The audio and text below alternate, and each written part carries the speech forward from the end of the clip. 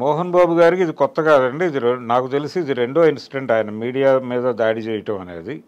ఇంతకు ముందు అంటే ఆయన కెరియర్ మెడ్రాస్లో ఉన్న రోజుల్లో ఒకసారి చిత్రభూమి అని ఆ రోజుల్లో ఆంధ్రభూమికి ఒక పత్రిక ఉండేది, సినిమా మ్యాగజైన్. ఆ చిత్రభూమి రిపోర్టర్ మీద ఆయన మెడ్రాస్లో దాడి చేసిన ఒక సంఘటన రిపోర్ట్ అయ్యి రికార్డ్ అయింది. అంటే ఆ రోజున అంటే మిగిలిన ప్రెస్ కంటే అతను కొంచెం భిన్నంగా రాశాడు ఈయన జీవితానికి సంబంధించిన ఒక ఇన్సిడెంట్ మీద. అంటే ఈయన మొదటి భార్య విద్యాదేవి, ఆవిడ చనిపోయింది అనారోగ్యంతో అని రాస్తున్నారు ఈ మధ్య చాలామంది. కాదు, ఫైర్ యాక్సిడెంట్లో చనిపోయింది ఆవిడ. ఇంట్లో జరిగినటువంటి ఫైర్ యాక్సిడెంట్లో చనిపోయింది. ఈ ఫైర్ యాక్సిడెంట్ వెనకాల మోహన్ బాబు ప్రమేయం ఉందా అని అనుమానం వచ్చేలాగా కథనం రాశాడు అతను. రాస్తే దానికి రియాక్ట్ అయ్యి ఇతను వెళ్ళి గొడవపడి అతన్ని కొట్టడం జరిగింది అక్కడ.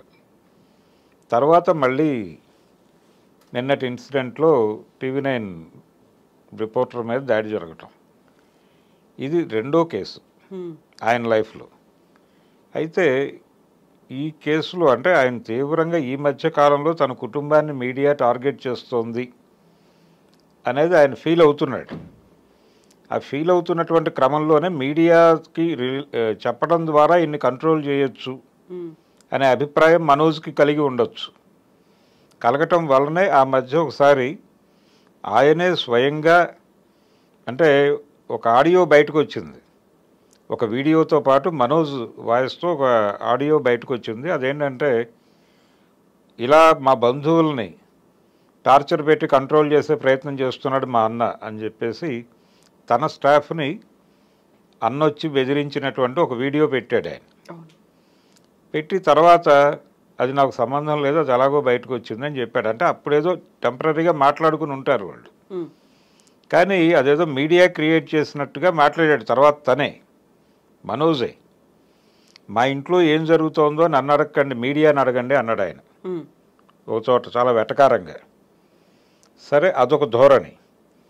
కానీ మీడియా తనని ఇబ్బంది పెడుతోంది అని మోహన్ బాబు గారు ఫీల్ అవటం అనేది జరుగుతోంది. వాళ్ళ ఇంట్లో హెయిర్ డ్రెస్సర్ని కొట్టారు ఒకసారి, అది దాదాపుగా మీడియాలో విపరీతంగా సర్క్యులేట్ అయింది, చాలామంది మాట్లాడారు. దాంతో ఆయన తీవ్రంగా గాయపడ్డాడు.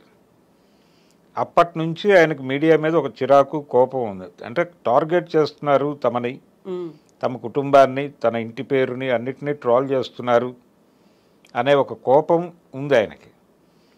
ఆ కోపం ఆయనకి ప్రదర్శించే అవకాశం దొరకలేదు, నిన్న బయటపడింది. అంటే అంత వ్యతిరేకత ఉంది ఆయనకి.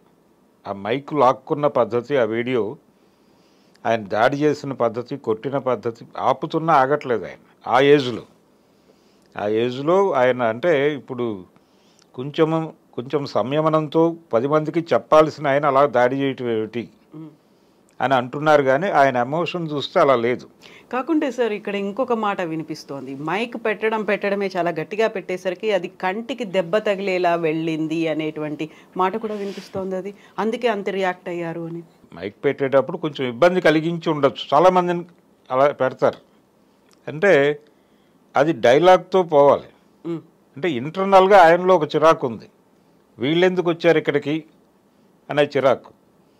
ఇది జడ్జి గారు కూడా అన్నాడు ఆ మాట. నిన్న ఆయనకి 24 వరకు అవకాశం కల్పించడమే జరిగింది తప్ప ఈ సంబంధం లేదు దీంతో అని అనలేదు జడ్జి గారు. అప్పుడు ఆయన ఒక పర్సనల్ స్టేట్మెంట్ ఇచ్చాడు పీపీతో మాట్లాడుతూ. ఆయన అన్న మాట ఏంటంటే, వాళ్ళంతటి వాళ్ళు వచ్చారా, వీళ్ళు పిలిచారా, లోపలికి ఎలా వచ్చారు వాళ్ళు అని అన్నాడు. అది కేవలం ఒక అభిప్రాయ ప్రకటన, ఇందులో లేదు, ఆ వివరంగా లేదు అనేది చెబుతూ ఆయన అన్న మాట అది. అయితే ఉదయం నుంచి గొడవ మొదలైంది. అంటే ఫస్ట్ మనోజ్ తనని కొట్టాడు మోహన్ బాబు అని అన్నాడు అని ముందు బయటకు వచ్చింది, ఈయన కంప్లైంట్ చేశాడు అని. అది తనే అక్నాలెడ్జ్ చేశాడు. ఆయన 100కి ఫోన్ చేశాను అని చెప్పాడు.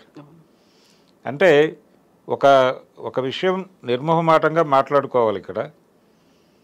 ఎవరైనా సరే ఒక కాంట్రవర్షియల్ ప్రెస్ మీట్ పెడుతూ ఆ ప్రెస్ మీట్కి రమ్మని రిపోర్టర్లను ఆహ్వానిస్తూ ఇస్తే ఆ లెటర్ పోలీసులకు కూడా చేరుతుంది, వాళ్ళు వచ్చిన ఆశ్చర్యం లేదు అక్కడికి.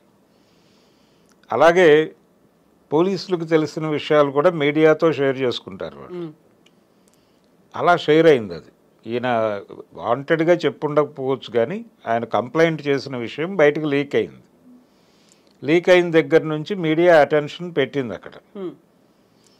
వెంటనే మోహన్ బాబు పిఆర్ టీమ్ ఇవన్నీ అవాస్తవాలు అని చెప్పి వాళ్ళు ఒక ప్రకటన ఇచ్చారు. ఆ ప్రకటన ఇచ్చిన తర్వాత మళ్ళీ మోహన్ బాబు ఒక లెటర్ రాశాడు. ఆ లెటర్ బయటకు వచ్చింది. ఇలా అక్కడేదో జరుగుతోంది సంథింగ్ అనేది ఒకటి అందరినీ డ్రైవ్ చేసి అందరూ వెళ్ళి అక్కడ కూర్చున్నారు.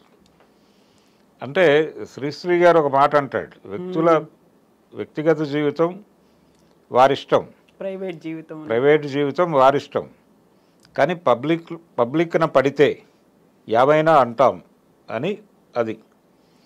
కాబట్టి ఇక్కడ వీళ్ళు సెలబ్రిటీసు, వాళ్ళ ఇంట్లో ఏదో ఘర్షణ జరుగుతోంది, చాలా కాలంగా జరుగుతోంది. ఇది మనోజ్కి విష్ణుకి పడటం లేదు, వాళ్ళిద్దరూ రెగ్యులర్గా కొట్టుకుంటున్నారు, అది బయటకు రావటం లేదు. ఇతను చాలా సందర్భాల్లో విడిగా ఉన్నాడు. అలాగే అతని వివాహం సందర్భంగా ఒక గొడవ, ఆ పెళ్ళి వాళ్ళకి ఇష్టం లేదని మంచులక్ష్మి గారు చొరవ చేసి అందరినీ ఒక చోటకు తీసుకొచ్చి ఆ వివాహాన్ని జరిపించారని, ఇవన్నీ అందరికీ పబ్లిక్ డొమైన్లో ఉన్న విషయాలే. ఈ విషయాలన్నీ ప్రేరేపించడంతో జనాలు అక్కడికి వెళ్ళారు. వెళ్ళి అక్కడ ఏం మాట్లాడతారో తెలుసుకుందామనే క్యూరియాసిటీతో లోపలికి వెళ్ళారు. అక్కడంతా యుద్ధ వాతావరణం ఉంది.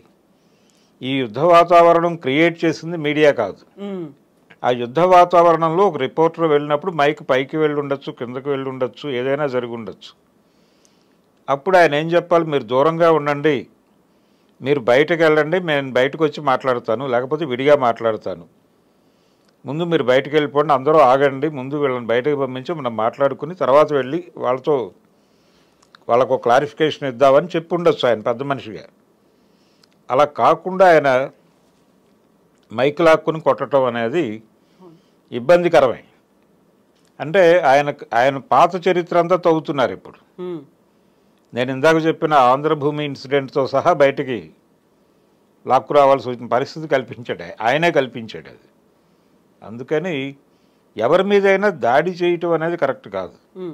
మీకు ఇబ్బంది కలగచ్చు, నాకు ఇబ్బంది కలుగుతోంది, మీ ప్రవర్తన బాగాలేదు అని చెప్పండి, ఒక డైలాగ్ చెప్పి ఆ తర్వాత అప్పుడు కూడా అలా రియాక్ట్ అయితే అప్పుడు మీరు ఏదైనా అప్పుడు కూడా మీరు కంప్లైంట్ ఇవ్వాలి. మీరు పోలీస్ కంప్లైంట్ ఇవ్వండి, అతనికి వ్యతిరేకంగా నన్ను ఇబ్బంది పెడుతున్నాడని, తప్పేం లేదు దానిలో. ఎవరి మీద ఎవరు పర్సనల్గా దాడి చేయటం అనేది కుదరదు, డెమోక్రటిక్ స్పేస్లో అది కుదరదు. అది వాళ్ళు ఆలోచించుకోవాలి.